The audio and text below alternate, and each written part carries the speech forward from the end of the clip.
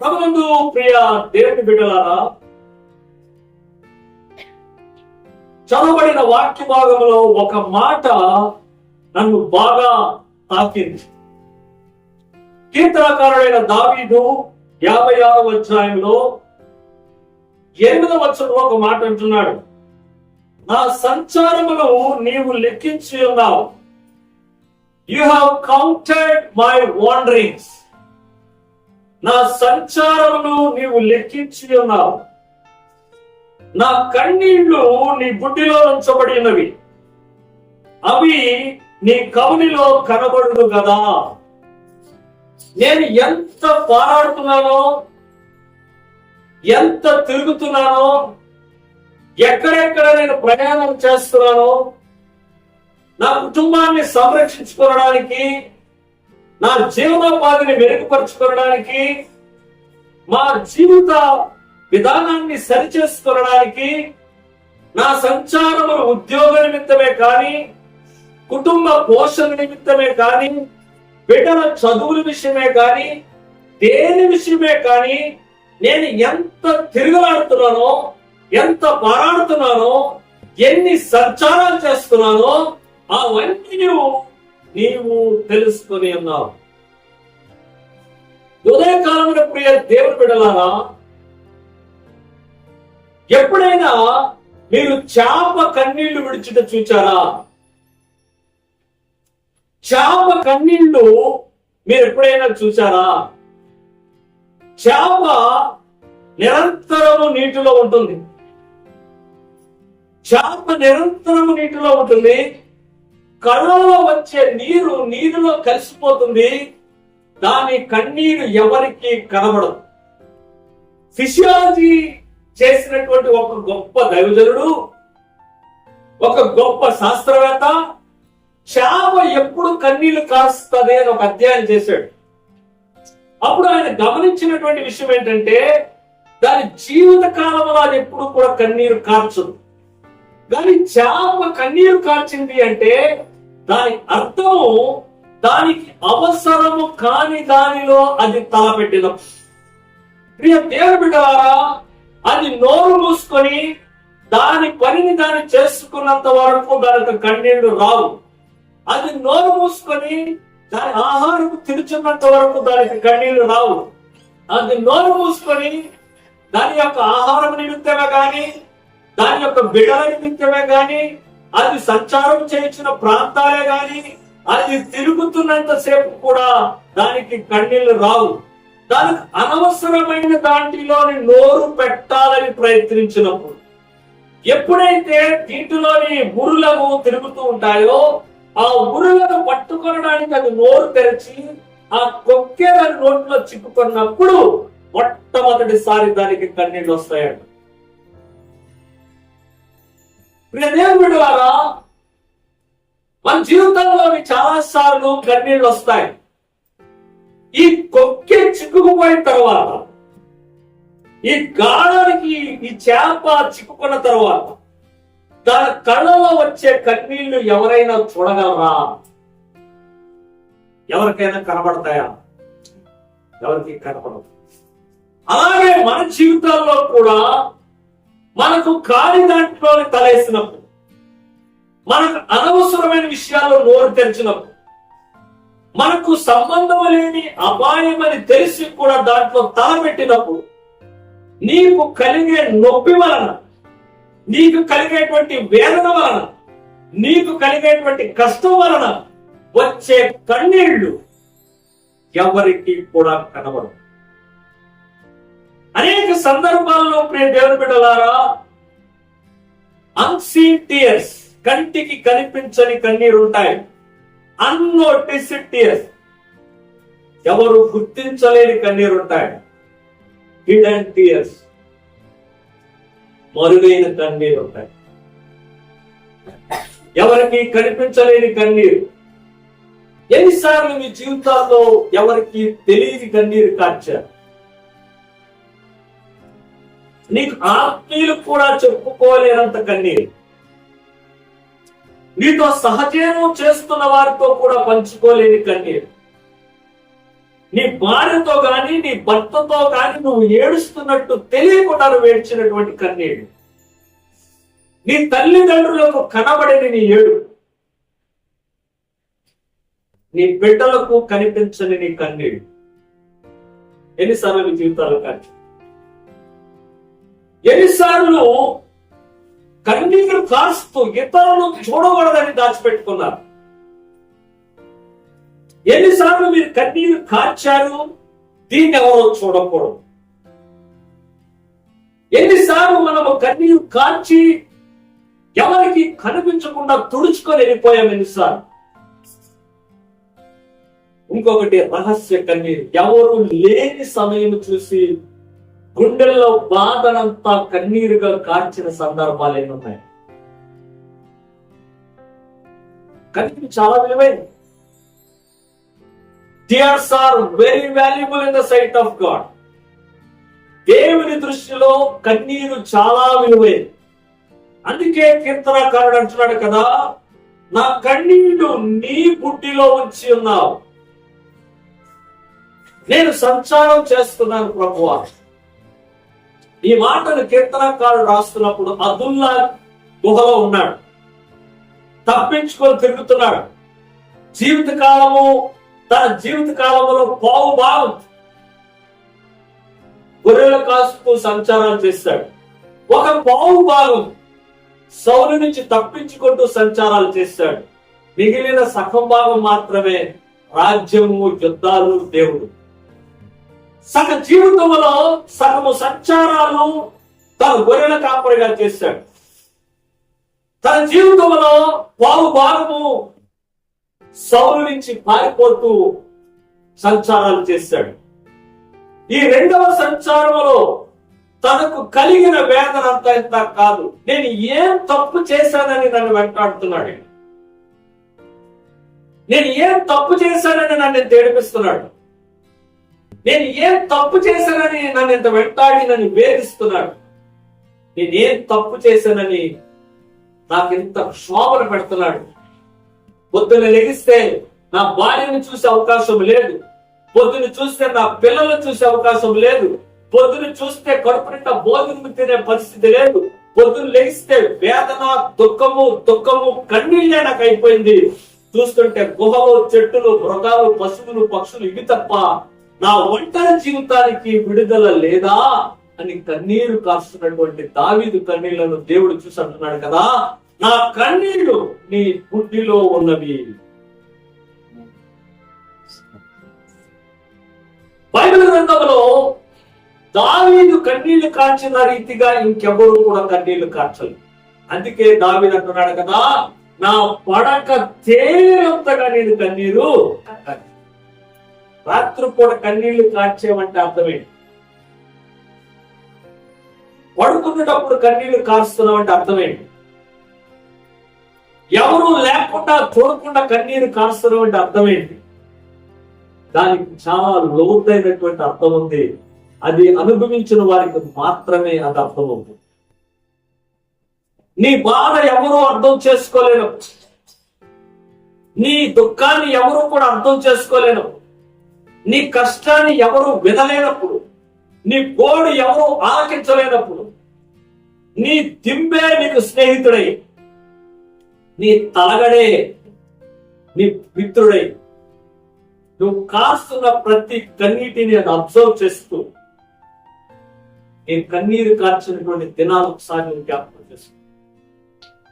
There are more stories your pillow can tell than your tongue can tell. నీ తాగడం చెప్పేటువంటి కథలు ఎన్ని ఉంటాయో తెలుసా?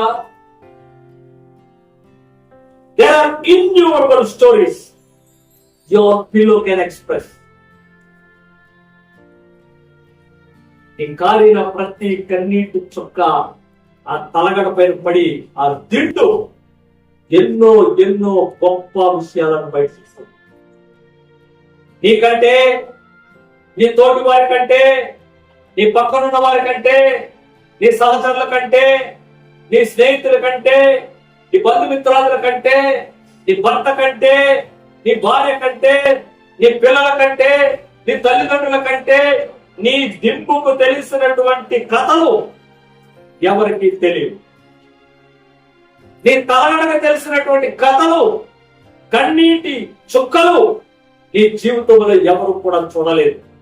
అన్ని దుఃఖకరమైనటువంటి సంగతులను, అన్ని బాధాకరమైనటువంటి సంగతులను, అన్ని కష్టతరమైనటువంటి సంగతులను నీ యొక్క తల నిండుకు తెలుసు. ఎందుకంటే అవే నీ రహస్యపు కన్నీళ్లు, అవే ఎవరు చూడని కన్నీళ్లు, అవే ఎవరు గుర్తించలేని కన్నీళ్లు. ఆ కన్నీటి విలువను దేవుడు గుర్తించాడు కాబట్టి ఆ కన్నీటిని ఆయన దేంట్లో పెట్టాడంట? గుడ్డెలో భద్రంగా దాచేద్దాం. ప్రభునందు ప్రియ దేవుని బిడ్డలారా, బైబిల్ గ్రంథములో 3 వ్యక్తులు చాలా ఎక్కువ కన్నీరు కార్చారు.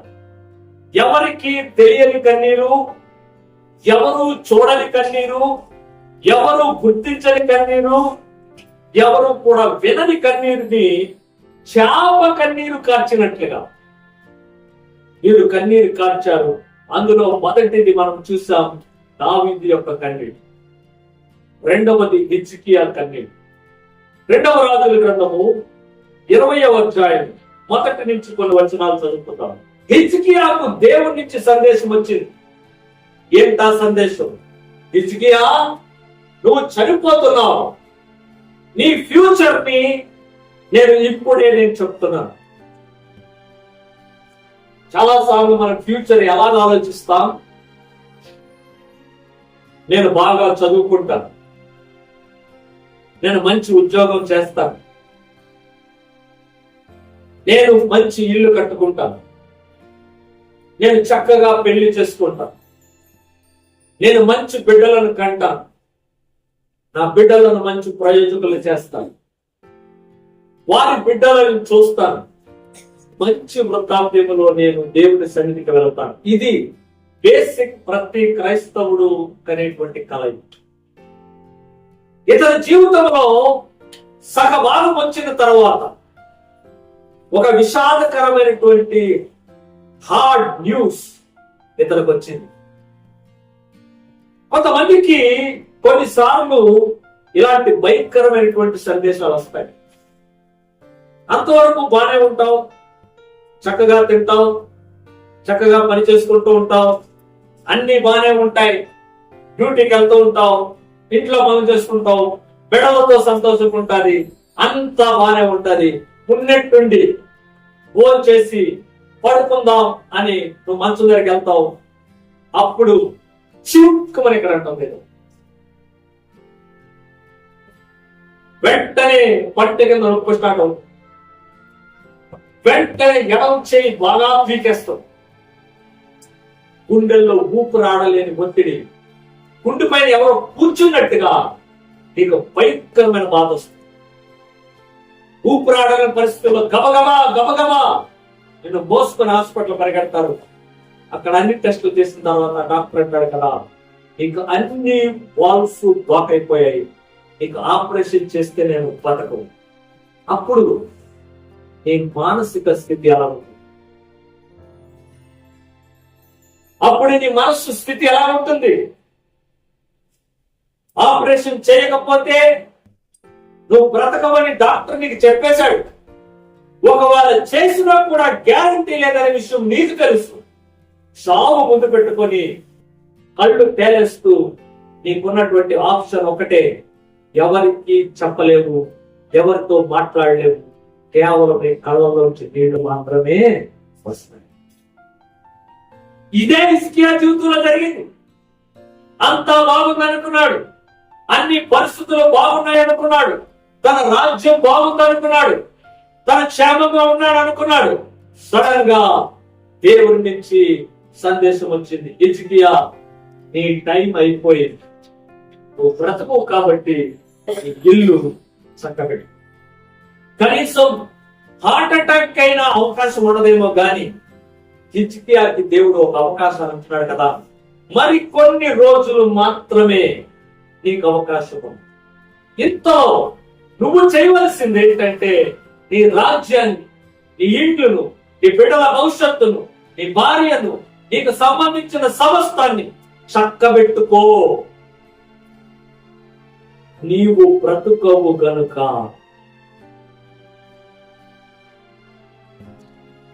హిజ్కియాకు వేరే ఆప్షన్ లేదు. ఇప్పుడు గోడ వైపు తిరిగాడు. ఈ మాట ఎవరితో చెప్పలేడు, ఇది ఎవరికి వర్ణించలేడు, కక్కుకోలేడు. తనకున్న ఆప్షన్ ఒకటంటే గోడ వైపు తిరిగి కన్నీరు కార్చడం మాత్రమే. తన కన్నీటిలో ఒక మాటను దేవుడితో అన్నాడు, దేవా, యథార్థుడనై ఈ సన్నిధిలో నేను ఎట్లు నడుచుకుంటున్నాను, దయతో, కృపతో, కనికరముతో, జాలితో జ్ఞాపకం చేసు.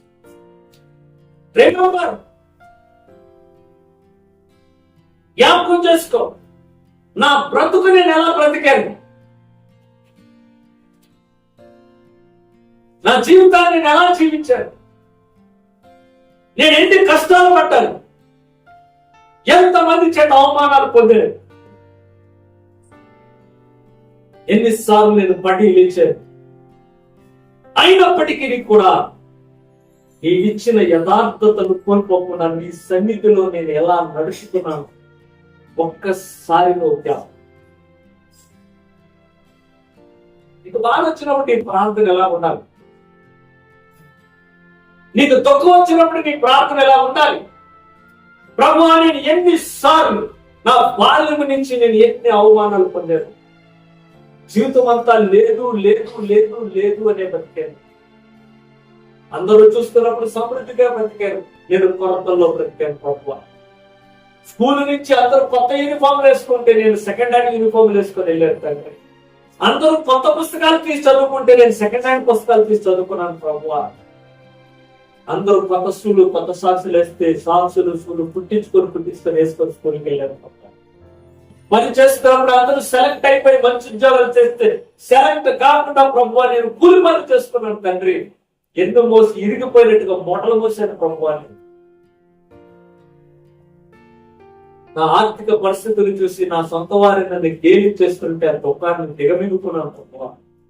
నేను ఈ చిన్నప్పటి నుంచి ఎన్ని బాధలు పడ్డాను, ఎన్ని కష్టాలు పడ్డాను, ఎన్ని వేదనలు పడ్డాను. అయినా నేను యథార్థంగా విడుచుకుంటా జీవించాను ప్రభువా. దయతో ఒక్కసారి నన్ను That's the prayer you need to do with tears. అదే నువ్వు కన్నీళ్లతో చేయవలసిన ప్రార్థన.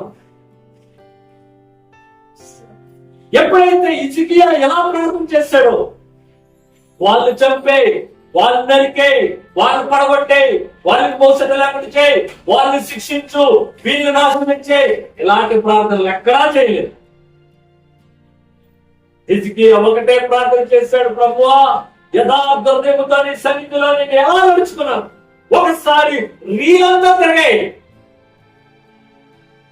నా టోటల్ లైఫ్ నువ్వు తిరగాయి ప్రభువా. నేను ఎలా నడుచుకున్నాను, ఎక్కడైనా నీకు వ్యతిరేకంగా నేను నడుచుకున్నానా, ఎవరినైనా బాధ పెట్టానా, ఎవరినైనా నొప్పించానా, ఎవరినైనా ఒక చెడ్డ మాట అన్నానా, ఎవరినైనా అన్యాయంగా 10 రూపాయలు తీసుకున్నానా, ఒక్కసారి జ్ఞాపకం చేసుకో. ఒక్కసారి జ్ఞాపకం. దేవుని బిడ్డలారా, ఈ ప్రార్థన దేవుని హృదయాన్ని కదిలించింది. ఆమేన్, హల్లెలూయా. ఈ ప్రార్థన దేవుని హృదయాన్ని కదిలించింది. దేవుడు ఒక్కసారి నేను అనుకుంటాను కదా, దేవుడు ఒకసారి అల్లాడిపోయాడు అనుకుంటాను. అదే ఆరోగ్యం వచ్చిందే, దిగే చనిపోతాడు అనుకున్నాను. కానీ నేను జీవితంలో ఇంత యథార్థత దాగుందా, ఇంత యథార్థత దాగుందా, నేను ఎలా ఓవర్లుక్ అయ్యా. అన్నీ తెలుసు కదా నాకు. హిజ్కియాకు తలపు పుట్టకముందే నాకు తెలుసు, హిజ్కియాకు ఆలోచన రాకముందే నాకు తెలుసు, హిజ్కియా నోటిలో మాట రాకముందే నాకు తెలుసు. ఇన్ని తెలిసిన నేను యథార్థతను నేను ఎలా మిస్ అయ్యా. నీలో నిజమైనటువంటి దేవుని విశ్వాసం అంటే, నీలో నిజమైనటువంటి క్రైస్తవ జీవితం అంటే, నీలో స్వార్థం లేని, సెల్ఫిష్నెస్ లేని లైఫ్ ఉంటే నువ్వు మాత్రం ఈ ప్రార్థన చేయగలవు. ఈరోజు ఎవరైనా కూడా ఇక్కడ ఉన్నవారు మీరు ఎలాంటి ప్రార్థన చేయాలంటే ఫస్ట్ మీలో స్వార్థం అనేది తీసి పక్కన పారేయాలి. నేను నేను నేను నేను నేను బాగుండాలి, నేను బాగు తినాలి, నేను పెద్దోడు అయిపోవాలి, నేనంత అయిపోవాలి, నేను ఇంత అయిపోవాలి, నేను ఆ సంపాదించాలి, నేను సంపాదించాలి, నేను నేను నేను నేను అని బ్రతికేవంటే నీలో యథార్థత లేదు. నీ ప్రార్థన దేవుడు వినడు, నీ కన్నీళ్లు ఎవరికి కనబడవు. These tears God has seen. ఈ కన్నీళ్లను దేవుడు చూశాడు. మీరు ఎంతమంది చెప్పగలరు? మీరు ఎంతమంది చెప్పగలరు నా కన్నీళ్లు దేవుడు చూశాడు? మీరు ఎంతమంది చెప్పగలరు నా కన్నీళ్లు దేవుడు చూశాడు? దావీదు అంటున్నాడు కదా, ప్రభువా నేను కాల్చిన ప్రతి కన్నీటి బొట్టును జాగ్రత్తగా కలెక్ట్ చేసి బుడ్డెలో వేయి ప్రభువా, బుడ్డెలో వేయి. ఇది ఇంకొకటి ఏడుపుతో వచ్చిన ఏడుపు కాదు. ఇది ఆడు బాగుపడిపోయాడు, ఈ బాగుపడిపోయాడు ఏడిసిన ఏడుపు కాదు. ఇది ఏమీ చేయకుండా ప్రార్థనగా జీవిస్తుంటే నన్ను వెంటాడుతున్నాడే, ఏమీ చేయకుండా యథార్థంగా జీవిస్తుంటే నన్ను శిక్షిస్తున్నారే, ఏమీ చేయకుండా యథార్థంగా వెళ్ళిపోతుంటే నన్ను వేధిస్తున్నారే, నన్ను ఏడిపిస్తున్నారే. ఆ బాధతో దుఃఖంతో ప్రభువా వచ్చినటువంటి కన్నీళ్లు ప్రభువా, నీ కన్నీళ్లు నీ గుడ్డిలో చేయి తండ్రి, నీ గుడ్డిలో ఏ తండ్రి అని దావీదు దేవుడి సన్నిధిలో మొరపెట్టుకుంటున్నాడు. దేవుతారా అలాంటి ఏడుపు, అలాంటి కన్నీరు, అలాంటి దుఃఖము, అలాంటి చాలా బాధాకరమైనటువంటి వేదన హిజ్కియాలో ఉంది. కాబట్టి ఇప్పుడు హిజ్కియాకు దేవుని సందేశం వస్తుంది. 5వ వచనము చూస్తాం. 5వ వచనములో 2వ భాగంలో మనం చూసినట్లయితే, దావీదునకు దేవుడవు యెహోవా నీకు సెలవిచ్చినదేమనగా, ఏ దావీదైతే నా కన్నీళ్లు నీ నీటి బుడ్డిలో దాచి ఉంచని చెప్పాడో ఆ దావీదు యొక్క దేవుడు, ఏ దావీదైతే అరణ్యములో అన్యాయంగా గుహల్లో దాక్కుని ఏడ్చాడో ఆ దావీదు యొక్క దేవుడు, ఏ దావీదైతే ఒంటరితనాన్ని అనుభవించి ఎవరికి అన్యాయం చేయకుండా అనవసరంగా కష్టాలు పడుతూ సంచారం చేస్తున్నాడో ఆ దావీదు యొక్క దేవుడు, ఆ దావీదు యొక్క దేవుడు. ఏ దావీదైతే దేవా నా కన్నీరును నీ బుద్ధిలో ఏమని చెప్పాడో ఆ దావీదు యొక్క దేవుడు,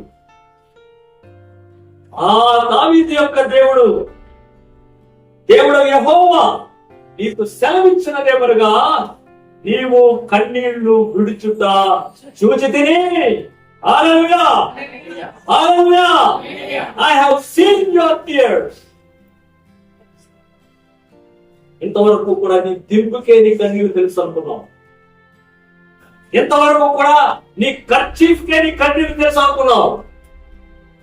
ఇంతవరకు కూడా ఎవరికి తెలియకుండా తుడుచుకొని వెళ్ళిపోయిన నీ కన్నీరు ఎవరికి తెలియదు అనుకున్నావు. ఇంతవరకు కూడా రాత్రి నీ తలదింపు నువ్వు కార్చినటువంటి కన్నీళ్ళకి మాత్రమే దానికి కథలో తెలుసు అనుకున్నావు. ఈ రోజు విషయాన్ని తెలుసుకో. దేవుడు అంటున్నాడు కదా, నీవు కన్నీళ్లు విడుచుట నేను చూచితిని. I have seen your tears. I have seen yours. నీ ఏడుపు నేను చూశాను, నీ ఏడుపు నేను చూశాను. దేవుని బిడ్డలారా, the power of God's tears is blood. యేసు ప్రభు యొక్క కన్నీరు ఏంటో తెలుసా? రక్తము మరిగి చెమట బిందుల్లాగా పడింది. ఇండైరెక్ట్ గా the tears of God is blood. దేవుని కన్నీరు రక్తం. ఆ రక్తమే నీలో నాలో ప్రవహించుతున్నది. క్రీస్తు యేసు రక్తము చేత కడిగి శుద్ధీకరింపబడి ఉన్నావా? అయితే ఆ రక్తము నీలో ఉన్నట్లయితే నీ కన్నీళ్లు దేవుని దృష్టికి ఎంత శక్తివంతమైన ఒకసారి ఆలోచించు. The tears are powerful. The tears are powerful. నీ కన్నీళ్లు దేవుని దృష్టిలో చాలా విలువైనవి, చాలా శక్తివంతమైనవి. ఎప్పుడైతే నీ కన్నీళ్లు యథార్థతతో కలిపి ఉంటాయో. మరికొందరు కన్నీళ్లు ఉంటాయి, మనందరం కూడా వాడుక భాషలో అంటాం మొసలి కన్నీళ్ళు. ఏమంటాం? మొసలి కన్నీళ్ళు. ఈ ముసలి కన్నీరు ఎంత భయంకరమైందో ఒక చిన్న కథం చెప్తాను. ఒక కోతి ఒక ముసలి రెండు మంచి ఫ్రెండ్స్. ఒక కోతి ఒక ముసలి మంచి ఫ్రెండ్స్. రోజు కష్ట సుఖాలు పంచుకునేవి. ఈ కష్ట సుఖాలు పంచుకునేటప్పుడు ఒక రోజు ముసలి గొట్టుపై కూర్చొని బాధగా ఉంది. కానీ ఎందుకు బాధగా ఉందంటే ఈ ముసలి యొక్క భార్య మిస్సెస్ ముసలి, ఈ మిస్సెస్ ముసలికి కోతి తినాలని ఆశ ఉందండి. ఏం తినాలని ఆశ ఉంది? కోతి తినాలని ఆశ. కాబట్టి ఇది గట్టుపై కూర్చొని కోతికాలు చూస్తూ అలా కన్నీళ్లు కారుస్తుంది.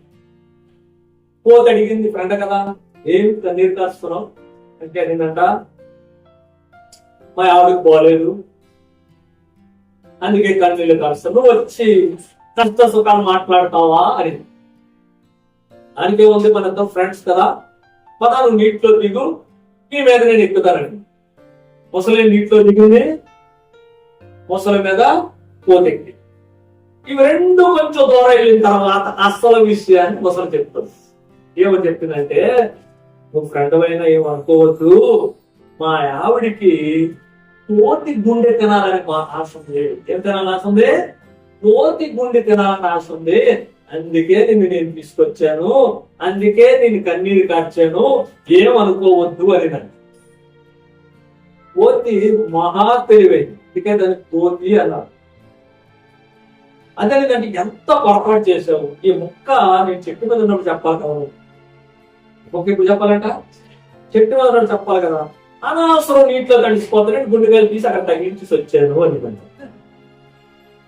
అనవసరంగా నీటిలో గుండెకాయలు తడిసిపోతాయని వచ్చేటప్పుడు ఏం చేశాను, గుండెకాయలు తీసి చెట్టుకి తగిలించి వచ్చిందంట ఎక్కువ. అవునా, నీ అంత మంచిదని పద పద పద ఎంత తెచ్చేద్దామని మొసలి మళ్ళీ కోతిని చక్కగా పట్టు వేసేసి ఒక్క జంపు ఎగిరి చెట్టు మీదకి ఎక్కి రెండు పళ్ళు తీసుకొని కొట్టి పిచ్చి ముసలి, నువ్వు నీ ముసలి కన్నీళ్ళు ఎవడైనా గుండెకాయలు తీసి చెట్టు తగిలిస్తాడా? కొంతమందికి తమకు కావలసింది పొందడానికి ముసలి కన్నీరు పడతారు. భర్త సీర కనకపోతే రోజు ఏడిపోయాడు, అది చూసి ఏడుస్తారు. నువ్వు నాకు ఎప్పుడు ఏం చేయవు, అది చూస్తున్నాడు చూసి ఏడిసేది ముసలి కన్నీ. మామూలు ఏమంటూ ఏడ్చుకుంటే నాకు అర్థం అవుతుంది, లేదు చూస్తున్నారా లేదు చూసి ఆడతాం, దీన్ని ముసలి కన్నీరు. పిల్లలు ముసలి కన్నీరు కారుస్తారు. షాపుల గురించి వెళ్ళేటప్పుడు, అంగడీల గురించి వెళ్ళేటప్పుడు వాళ్ళు ముసలి కన్నీరు కారుస్తారు. అది కావాలి అని. ఆ షాపు దాటేంత వరకు కన్నీరు ఉంటాయి, దాటిన తర్వాత మళ్ళీ యథారాజ్యం తదప్రజ. ముసలి కన్నీళ్ళు కాదు, దొంగేడుపు కాదు. దొంగేడుపు ముసలి కన్నీళ్ళు దేవుడు చూడడు. యథార్థముతో నువ్వు కన్నీరు కార్చినట్లయితే దానిని దేవుడు చూస్తాం. ఈ కన్నీళ్ళు నీ జీవితంలో ఎప్పుడూ చెందకూడదన్న పొరపాటు చేసిన తర్వాత వచ్చిన కన్నీళ్ళు. నేను అందుకే చెప్పాను, చాప దాని కన్నీళ్ళు ఎవ్వరికీ కనబడవు. జీవిత కాలం అది నీటిలోనే ఉంటుంది. ఒక రోజు దాని జీవితంలో వస్తుంది, అనవసరమైన దాంట్లో నోటు పెడుతుంది. ఆ నోరు పెట్టిన తర్వాత తన కళ్ళలో వచ్చే కన్నీళ్ళు ఎవరికి కనబడదు. ఈరోజు ప్రియ దేవుని బిడ్డల మీ జీవితాల్లో అలాంటి కన్నీళ్లు ఒకసారి వచ్చినా కూడా ఆ కన్నీళ్లు విలువ తెలిసినటువంటి దేవుడు. అందుకే నీ కన్నీళ్లు చాలా శక్తివంతమైనది. హిజ్కియాతో చెప్పిన దేవుడే నీతో అంటున్నాడు కదా, నీవు కన్నీళ్లు విడుచుట నేను చూసిదిని. I have seen your tears. ఎంతమంది మాట చెప్పగలరు, దేవుడు నా కన్నీళ్లు చూశాడు, దేవుడు నా కన్నీళ్లు. God is aware of every tear you shed. నువ్వు కార్చిన ప్రతి ఒక్క కన్నీరు దేవునికి తెలుసు. ఒక్క చుక్క కూడా వ్యర్థంగా వెళ్ళకూడదనే కీర్తనకారుడు అంటున్నాడు కదా, నా కన్నీటినంతా కూడా నీ గుడ్డెలో వేయి ప్రభు. ఎందుకంటే నా సంచారాన్ని లెక్కించినటువంటి దేవుడు, నా కన్నీటిని బొట్టులు ఎన్ని కార్చాలో కూడా నువ్వు లెక్కించాలి. ఎందుకంటే ఎన్నిసార్లు నేను ఒంటరితనాన్ని అనుభవించాను, ఎన్నిసార్లు అవమానాలని, ఎన్నిసార్లు దుఃఖకరమైన పరిస్థితులను నేను చూశాను. వాటన్నిటినీ నువ్వు చూడాలి తండ్రి, నువ్వు గమనించాలి ప్రభువా. నా కన్నీళ్లు వ్యర్థము కానివ్వదు, నా కన్నీళ్లు వ్యర్థం. ఎప్పుడు వస్తుందో తెలుసా కన్నీళ్లు? నువ్వు చేయని తప్పులు నీ పైన ఎవరైనా మోపినప్పుడు వస్తారు, నీకు హృదయంలో వేదన అనిపించినప్పుడు వస్తారు, నీ గుండెల్లో భారమైనప్పుడు వస్తారు, నీ నొప్పిని ఎవరికి చెప్పుకోలేవు, ఎవరు వినరు, అప్పుడు నీకు అనిపిస్తారు. Why did God combine a physical activity with emotional activity? ఒకసారి మీరు ఎప్పుడైనా ఆలోచించారా? Why would God create a physical act? Physical act అంటే ఏంటి? కన్నీళ్లు రావడం. ఎమోషనల్ యాక్ట్ లోపల జరిగేది. లోపల జరిగే దానిని బయట జరిగే దానిని దేవుడు కంబైన్ ఎందుకు చేశాడు?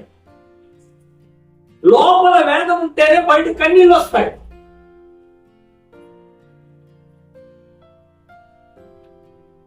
కొంతమందికి ఆనంద బాష్పాలు అంటాం, ఎప్పుడు వస్తాయి? సంతోషంతో నేను సాధించలేను అనుకున్నాను, నేను సాధించాను. ఇది నా జీవితంలో జరగదనుకున్నాను, ఇది జరిగింది. ఈ వ్యక్తి నా జీవితంలో నుంచి వెళ్ళిపోతే నా బ్రతికే అయోమయం. కాబట్టి ఈ వ్యక్తి నా జీవితంలో ఉండడం నాకు దీవెనకరం అనుకుంటాం కదా, అప్పుడు వస్తాయి.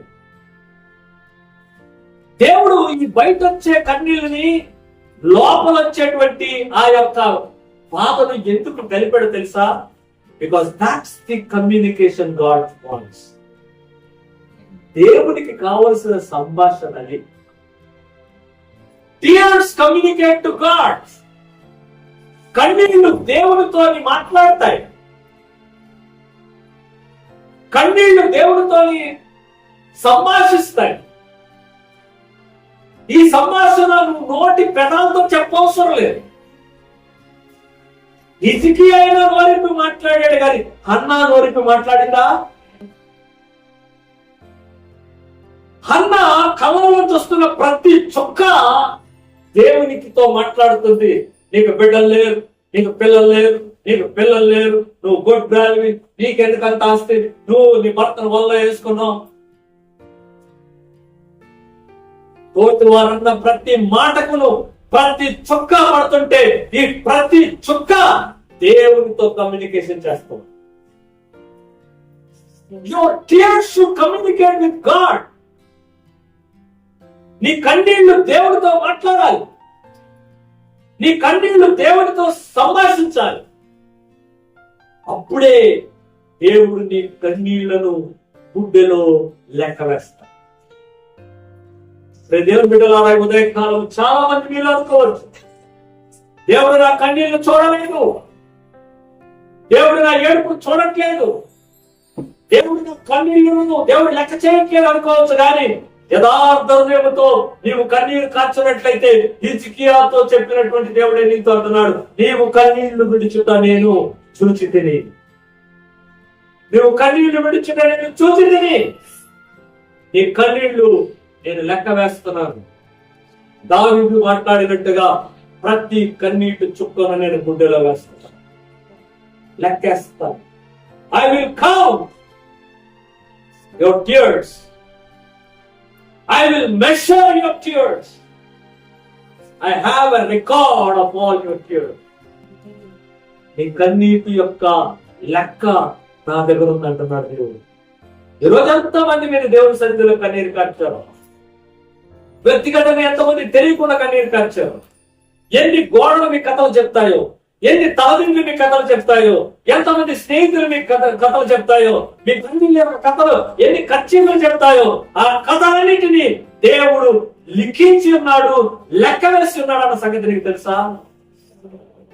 అందుకే ఆయన అంటాడు ప్రకటన గ్రంథము 21వ అధ్యాయం 3 నుంచి, దేవుడు నీ కన్నీటిని లెక్క వేసి ఒక రోజు రాబోతుంది నీ జీవితంలో, నీ కన్నీటి ప్రతి చుక్కను ఆయన తుడిసివేసినప్పుడు మరణం ఉండదు, వేదన ఉండదు, సంకటం ఉండదు, యాతన ఉండదు, అవమానాలు ఉండవు, నిందలు ఉండవు, దోషణ ఉండదు.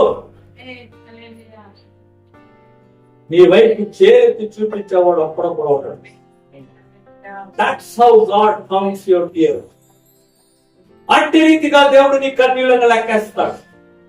ఈ ఉదయకాలం ప్రియ దేవుని బిడ్డలారా, మీ జీవితాల్లో ఈ సత్యాన్ని మీరు గమనించండి.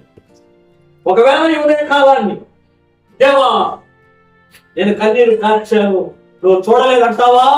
నీ కన్నీళ్ళే నీ జీవితంలో బ్రేక్ రావడానికి ప్రారంభం. నీ కన్నీళ్ళే నీ జీవితంలో బ్రేక్ రావడానికి, జీవితం మారిపోవడానికి మొదటి మెట్టు.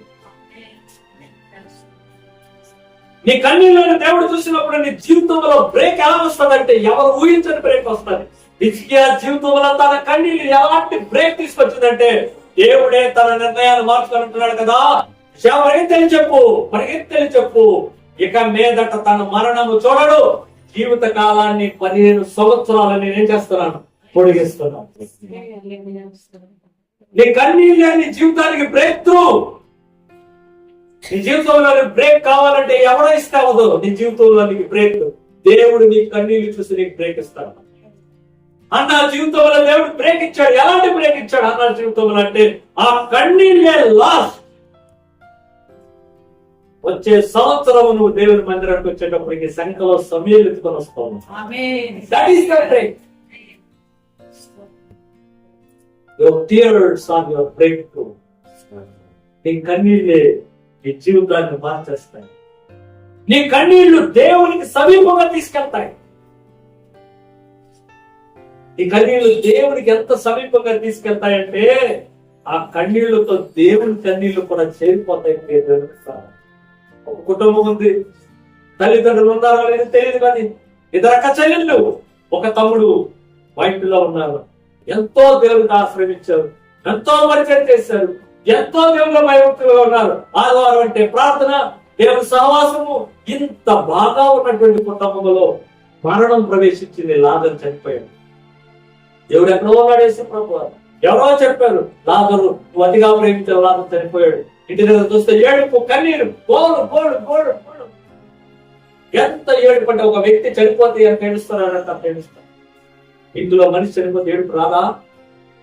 అంతవరకు సహజీవనం చేసిన వ్యక్తి చనిపోతే ఏడుపు రాదా? కన్నవారు చనిపోతే ఏడుపు రాదా? కన్న బిడ్డలు చనిపోతే ఏడుపు రాదా? ఆత్మీయులు చనిపోతే ఏడుపు రాదా? నువ్వు ప్రేమించిన వారు చనిపోతే నీకు ఏడుపు రాదా? నిన్ను ప్రేమించిన వారు చనిపోతే నీకు ఏడుపు రాదా?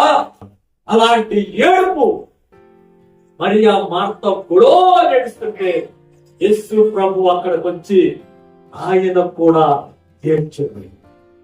యేసు కన్నీళ్లు విడిచాడు. యేసు కన్నీళ్లు విడిచాడు. బైబిల్ గ్రంథంలో అతి చిన్న వచనం ఏదైనా ఉంది అంటే, బైబిల్ గ్రంథంలో అతి షార్టెస్ట్ వర్స్ ఏదైనా ఉందంటే యేసు కన్నీళ్లు విడిచారు. Even the tears of Jesus Christ is marked in the Bible. యేసు ప్రభు కన్నీళ్లనే లిఖించినటువంటి పుస్తకం. నీ కన్నీళ్లను రాయదా? యేసు ప్రభు కన్నీళ్లనే లిఖించిన ఈ పుస్తకం, యేసు ప్రభు కన్నీళ్లనే నోట్ చేసినటువంటి గ్రంథం, నువ్వు వేదనలో దుఃఖములో కాచిన కన్నీటి లెక్కను రాయదా? నీ కన్నీళ్లే నీ బ్రేక్ ఇస్తాయి. నీ కన్నీళ్లు దేవుని కళ్ళలో నీళ్లు తీసుకొస్తాయి.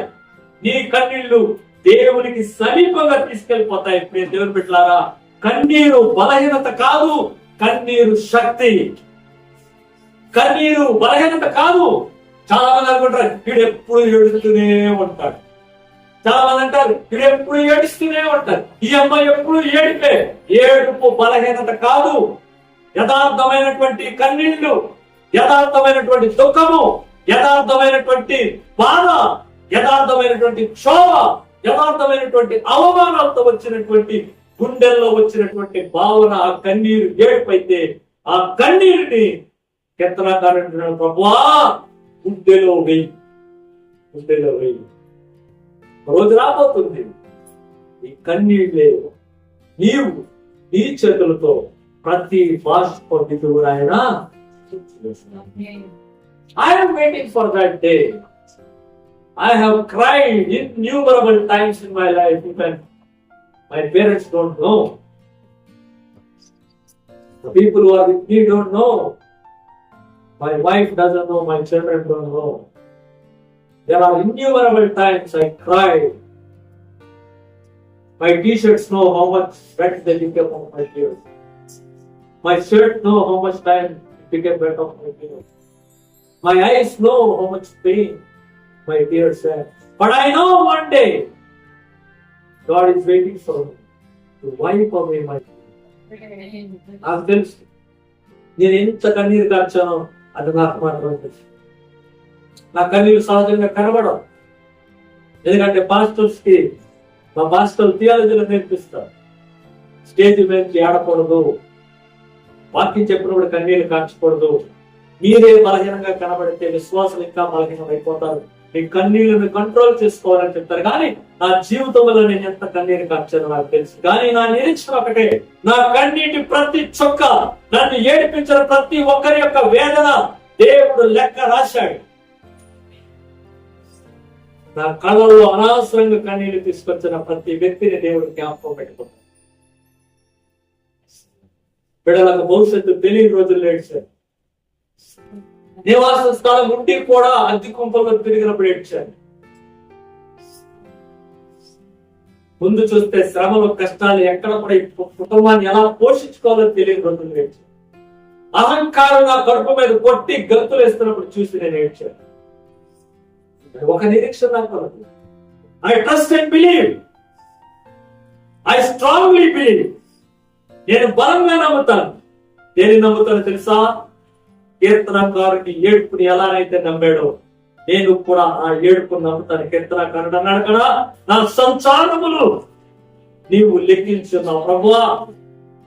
బెంగళూరు నుంచి విశాఖపట్నం, విశాఖపట్నం నుంచి సియోటిఆర్, సియోటి నుంచి రాయసందర్, రాయసంద బసాపురం, ఎన్ని కొంపలు, ఎన్ని సంచారాలు చేస్తాను. అవన్నీ నువ్వు ఎరిగి ఉన్నావు. అవన్నీ నువ్వు ఎరిగి ఉన్నావు. You know my tears. You know my wanting.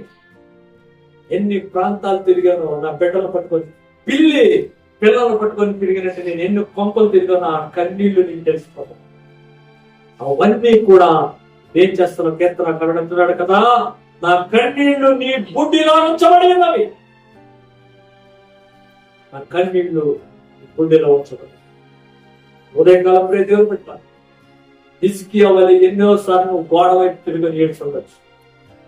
అన్నా వలె నోట్లో నుంచి పదాలు రాకుండా కన్నీళ్ళే నీకు దారులుగా కారి ఉండొచ్చు. కానీ నీ కన్నీళ్ళ యొక్క విలువ తెలిసిన వ్యక్తి ఒకడున్నాడు, ఆయనే యేసు ప్రభువు. కాబట్టి ఆయన కన్నీరు కార్చాడు. He knows. He attached your inner emotion with outer physical activity.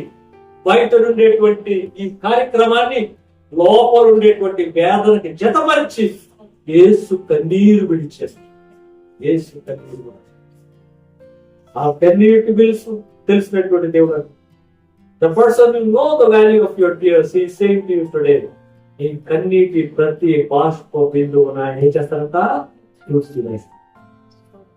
విడిచివేయాలంటే నీలో యథార్థ దేవుతో కన్నీరు కార్చాలి.